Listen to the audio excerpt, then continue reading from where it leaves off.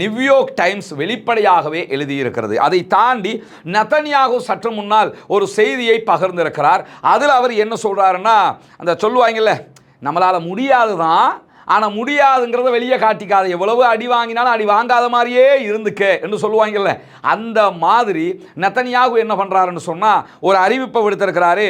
எங்களுக்கு அச்சுறுத்தல் இல்லாத அரபு நாடுகளுடைய படைகளிடத்தில் காசாவை நாங்கள் ஒப்படைக்க விரும்புகிறோம். இந்த யுத்தம் ஆரம்பித்து 6 மாதத்துலேயே இருந்தால் சொல்ல ஆரம்பிச்சிட்டான். இதை ஏன்னு கேட்டால், காசாவை ஆக்கிரமித்ததுக்கு பிறகு இராணுவத்தை வச்சு காசாவை வழிநடத்துறதுங்கிறது அதுக்கு பல பில்லியன் அமெரிக்க டாலர்களை இஸ்ரேல் செலவழிக்கணும். சும்மா எல்லாம் ஆக்கிரமிச்சுட்டு இருக்க முடியாது. அங்கே இருக்கக்கூடிய யார் மீதியாக இருக்கிறார்களோ அந்த மக்களை பராமரிக்க வேண்டும், அவர்களுக்கு தேவையான எல்லாத்தையும் பண்ணணும், எல்லா செலவையும் இஸ்ரேல் தான் எடுக்கணும்.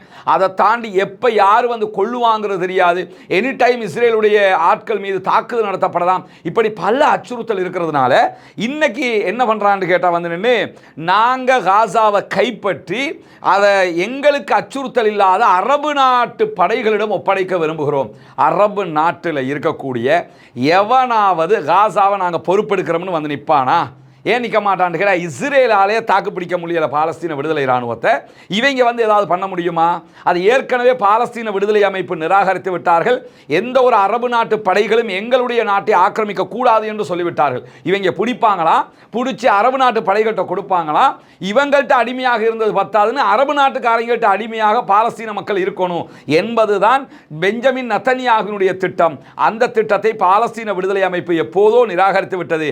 அப்படி யார் உள்ளே வந்தாலும் அவர்களுக்கும் இதே அடி கிடைக்கும் என்பதை அவர்கள் பலவிடுத்தம் தெளிவூட்டி இருக்கக்கூடிய சூழல்ல தான் இப்பொழுது பெஞ்சமின் நெதன்யாகு இப்படியான ஒரு கருத்தையும் முன்மொழிந்திருக்கிறார். அதே நேரத்தில் இன்றைய தினம் இன்னும் ஒரு முக்கியமான செய்தி வெளியாகி இருக்கிறது. பாரிஸில் இருக்கக்கூடிய இஸ்ரேலுடைய ஏர்லைன்ஸினுடைய அலுவலகங்கள் அத்தனையுமே இழுத்து மூடப்பட்டிருக்கிறது. காரணம் என்ன சொன்னால், பாரிஸில் இருக்கக்கூடிய இஸ்ரேலுடைய அலுவலகங்கள் மீது இனப்படுகொலை நிறுவனம் என்கிற எழுத்துக்கள் பொறிக்கப்பட்ட போஸ்டர்கள் ஒட்டப்பட்டிருக்கிறது, பெயிண்டுகள் அடிக்கப்பட்டிருக்கிறது. அலுவலகங்கள் தாக்குதலுக்கு உள்ளாகிற காரணத்தினால அவர்கள் தங்களுடைய நிறுவனத்தின் அலுவலகங்களை ஒட்டுமொத்தமாக இழுத்து மூடுவதாக அறிவித்திருக்கிறார்கள். சர்வதேச அளவில் இதையெல்லாம் செய்கிறது பாலஸ்தீன அரபிகளோ, பாலஸ்தீனத்துக்கு ஆதரவான அரபிகளோ, பாலஸ்தீனத்திற்கு ஆதரவான இஸ்லாமியர்களோ கிடையாதுங்க.